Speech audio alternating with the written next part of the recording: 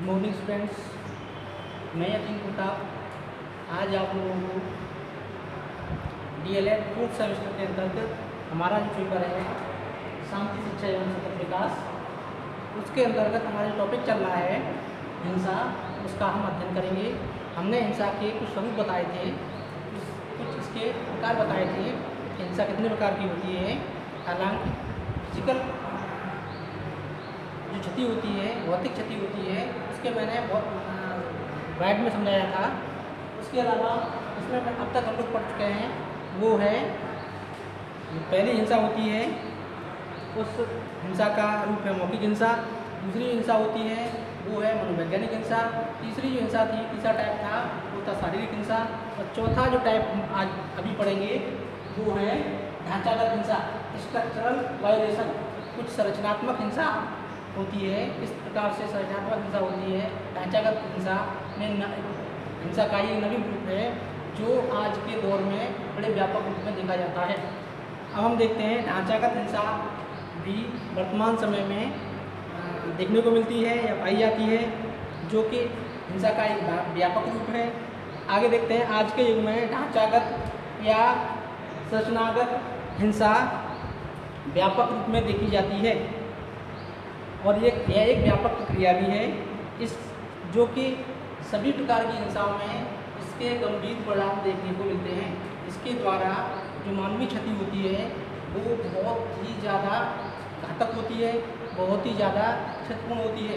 इस प्रकार से ढांचागत हिंसा मतलब आज के युग में एक नवीन प्रकार है जो योजनाबद्ध तरीके से विशेष प्रकार की क्षति पहुंचाने के लिए हिंसा का सहारा लिया जाता है।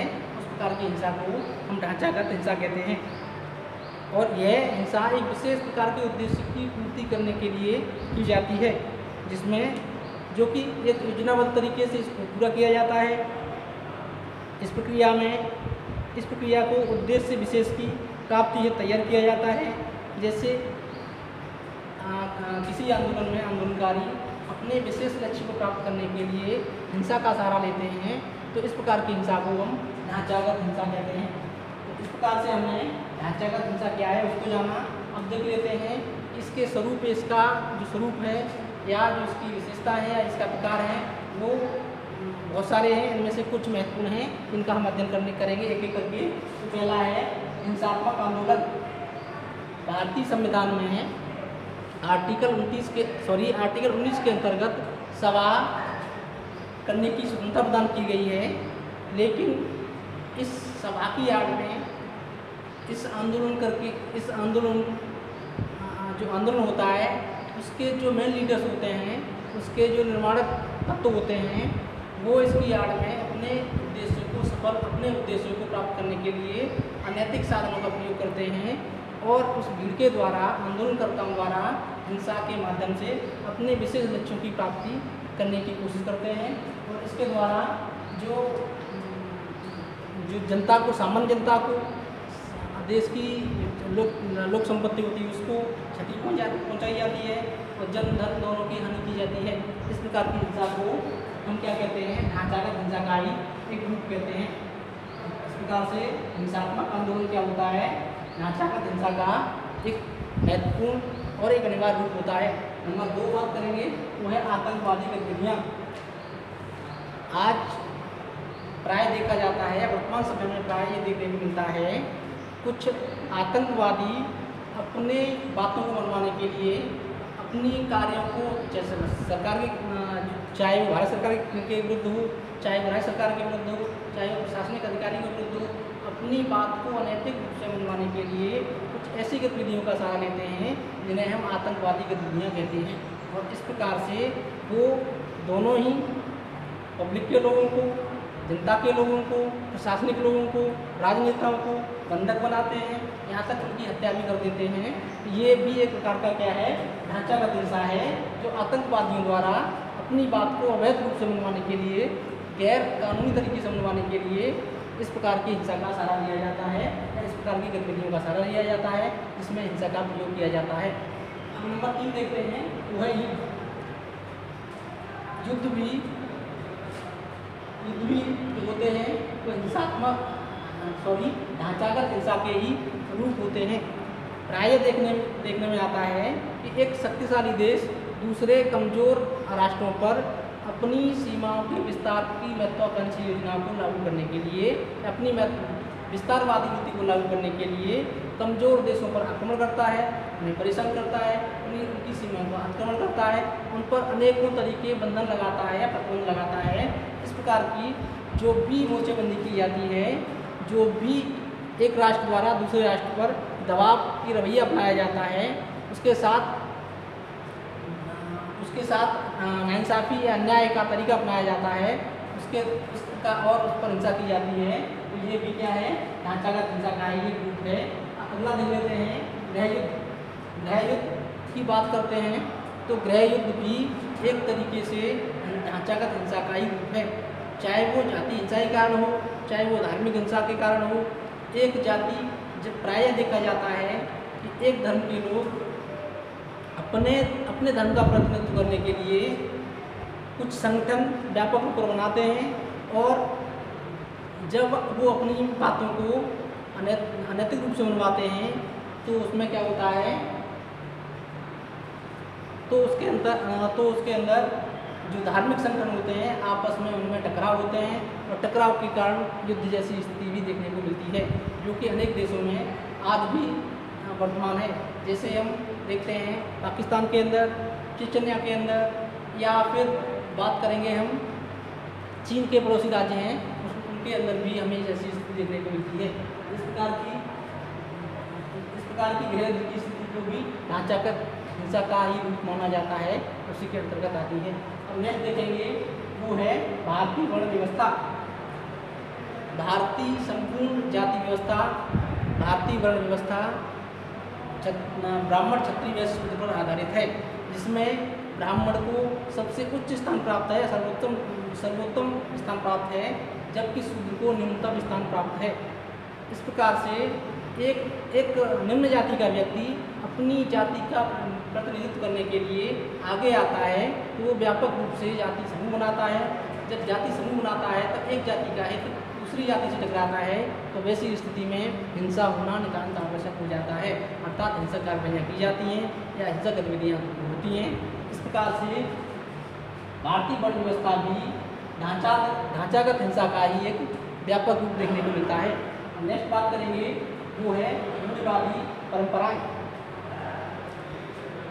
भारतीय समाज के अंतर्गत तमाम रूढ़िवादी प्रथाएं हैं।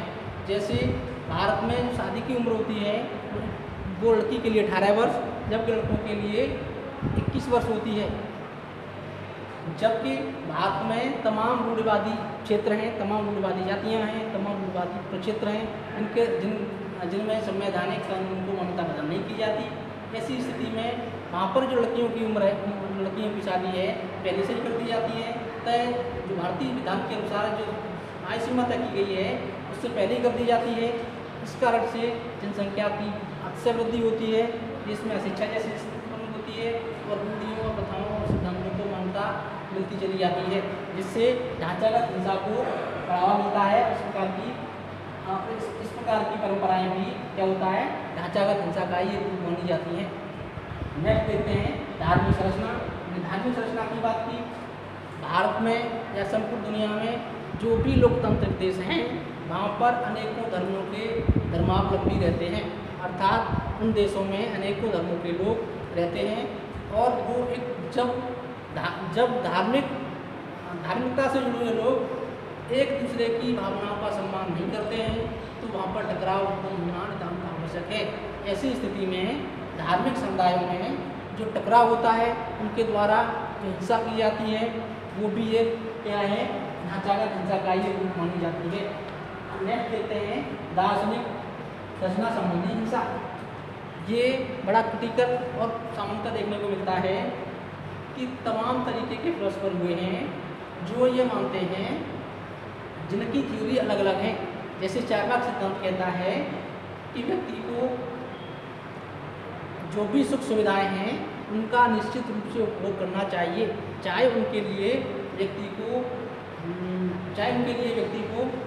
उधारी क्यों न लेना पड़े, ऋण ही क्यों न लेना पड़े। जब इस प्रकार के मतावलंबी ज़्यादा मात्रा में या ज़्यादा संख्या में हो जाते हैं तो वैसी स्थिति में लोग नकारा हो जाते हैं, उन पर कर्ज लग जाता है। जब व्यक्ति पर कर्ज लग जाता है या कर्ज में डूब जाता है तो उस स्थिति में उसके द्वारा अपराध किया जाना बहुत अवश्यंभावी हो जाता है। ऐसी स्थिति में उसके द्वारा हिंसात्मक गतिविधियाँ की जाने लगती हैं और इस प्रकार कहा जा सकता है दार्शनिक संरचना संबंधी हिंसा भी क्या है, ढांचा का एक संरचनात्मक हिंसा है या हिंसा करने के लिए सोची समझी गई रणनीति है। नेक्स्ट देखते हैं, वो है सामाजिक संरचना संबंधी हिंसा। सामाजिक संरचना संबंधी हिंसा, इसमें देखते हैं, यहाँ पर देखा जाता है कि तमाम देशों के अंदर जो भी देश होते हैं, चाहे हम विश्व समुदाय की बात करें या भारतीय समुदाय की बात करें, हम भारतीय समुदाय की बात करते हैं तो भारतीय समुदाय में अनेकों प्रकार की जातियाँ, अनेक प्रकार के देश, अनेकों प्रकार के सोशल स्तर के व्यक्ति रहते हैं। जिसमें चाहे हम ले लें, इसमें चाहे जनरल के लोग हों, सामान्य जातियों के लोग हों, चाहे अन्य पिछड़ा वर्ग के लोग हों, चाहे जनजातियों के लोग हों, चाहे अनुसूचित जनजातियों के लोग हों। इन व्यक्तियों में या इन सामाजिक स्तरों में आपस में टकराव होना और उस टकराव के साथ साथ हिंसात्मक गतिविधियों का किया जाना भी अवश्यंभावी हो जाता है। इस प्रकार की हिंसा को भी हम क्या कहते हैं, ढांचागत हिंसा ही कहते हैं। इस प्रकार से हम लोगों ने ढांचागत हिंसा के कुछ रूप पढ़े, इनको हमने व्यापक रूप में जाना। इसके हमने जो मुख्य रूप थे वो बताए। पहला हम देख लेते हैं हिंसात्मक आंदोलन, दूसरा है आतंकवादी गतिविधियाँ, तीसरा है युद्ध, चौथा है गैर, पांचवा है भारतीय वर्ण व्यवस्था, छठवां है विवादी परंपराएं, सातवां है धार्मिक संरचना, आठवां है दार्शनिक संरचना संबंधी हिंसा और नौवां है सामाजिक संरचना संबंधी हिंसा। इस प्रकार से हम लोगों ने जो ढांचागत हिंसा थी उसके विभिन्न रूप पढ़े हैं, उनको से रूप हो सकते हैं, उनको से रूप हैं, और जो प्रमुख रूप थे वो हम लोग पढ़ चुके हैं। आप इसका चाहें तो स्क्रीनशॉट ले लें या इसको डन कर लें।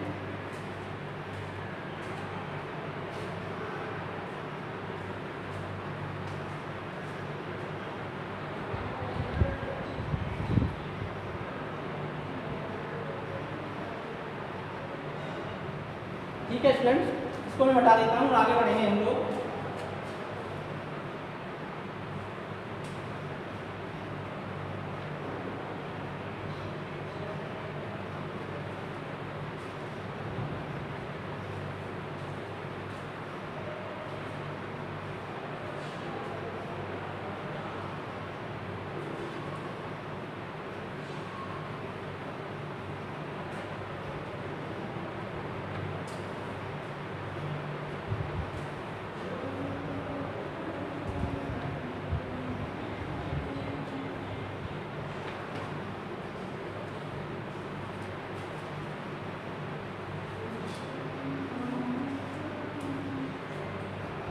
ठीक है, अब देखते हैं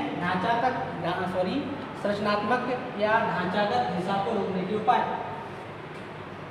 ढांचागत हिंसा को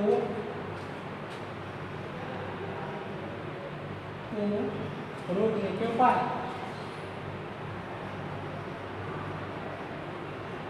रोकने के उपाय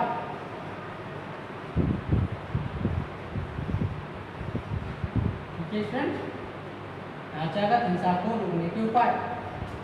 इसको मैं इस पर लिखूंगा नहीं, बहुत लंबी वीडियो हो जाएगी। मैं सिर्फ आपको बताऊंगा कि कौन कौन से उपाय हैं जिनसे संरचनात्मक या ढांचागत हिंसा को रोका जा सकता है। पहला है सरकार को हिंसक आंदोलन पर, दोबारा फिर देख लेते हैं, सरकार को हिंसात्मक आंदोलन पर पूर्ण रूप से रोक लगा देनी चाहिए। जितने भी हिंसात्मक आंदोलन हैं सरकार को तत्काल प्रभाव से उन पर पूर्ण रोक लगा देनी चाहिए। इसके साथ साथ शिक्षण संस्थानों द्वारा प्राथमिक स्तर पर ही छात्रों में यह भाव उत्पन्न कर दिया जाए कि उनका प्रत्येक प्रदर्शन एवं विचार प्रस्तुतिकरण किसी भी व्यक्ति या संस्था के विरुद्ध न हो। अर्थात प्राथमिक स्तर पर ही शिक्षकों द्वारा छात्रों के अंदर यह भाव भर दिया जाए कि उनका कोई भी प्रदर्शन कोई भी सभा करते हैं, कोई भी प्रदर्शन करते हैं, न तो किसी संस्था के खिलाफ हो और न ही किसी व्यक्ति या समूह के खिलाफ हो। अर्थात उनका जो भी प्रदर्शन हो राष्ट्र और व्यक्ति अर्थात जो भी जन समुदाय है उसके हित में होना नितांत आवश्यक है। यदि उनके हित के लिए कोई भी सभा कर रहे हैं उसमें ये ध्यान रखा जाए, उन बच्चों को ये बताया जाए, ध्यान रखा जाए किसी भी प्रकार से किसी भी व्यक्ति को इससे असुविधा नहीं होनी चाहिए। तो इस प्रकार से जब इस प्रकार के आंदोलनों को रेस्ट्रिक्ट किया जाएगा, इस प्रकार के आंदोलनों को सरकार द्वारा प्रतिबंधित किया जाएगा, तो उससे क्या हुआ, हिंसात्मक ढांचा तत्काल प्रभाव से रोका जा सकता है। पहला उपाय तो ये हुआ। अब दूसरा देखते हैं, सरकार को आतंकवादी गतिविधियों पर पूर्ण रूप से प्रतिबंध लगा देना चाहिए। अर्थात चाहे वो भारत सरकार हो, चाहे वो राज्य सरकार हो, चाहे वो स्थानीय सरकारें हों, आतंकवादी गतिविधियाँ किसी भी स्तर पर हों, चाहे स्थानीय स्तर पर हों, चाहे राज्य के स्तर पर हों, चाहे राष्ट्र के स्तर पर हों या अंतर्राष्ट्रीय स्तर पर भी हों, तो भी सुरक्षा परिषद द्वारा या जो भी हमारा यूएनओ है उनके द्वारा आतंकवादी गतिविधियों पर तत्काल रूप से प्रतिबंधित किया जाना आवश्यक है। और इस प्रकार से कोई भी व्यक्ति इस प्रकार की आतंकवादी गतिविधियों में संलग्न पाया जाता है या संलिप्त पाया जाता है, उस पर तुरंत ही कार्रवाई की जानी चाहिए, कड़ी कार्रवाई की जानी चाहिए, जिससे नए आतंकवादी संगठनों को उससे सबक मिले, उससे कुछ शिक्षा मिले कि आतंकवादी गतिविधियों में संलग्न होने के क्या दुष्परिणाम हो सकते हैं। नंबर 3 देखते हैं, वो है सामान्य रूप से अंतर्राष्ट्रीय सद्भावना का विकास किया जाना चाहिए। प्रारंभिक शिक्षा के स्तर पर ही अंतर्राष्ट्रीय सद्भावना है उसका विकास किया जाए।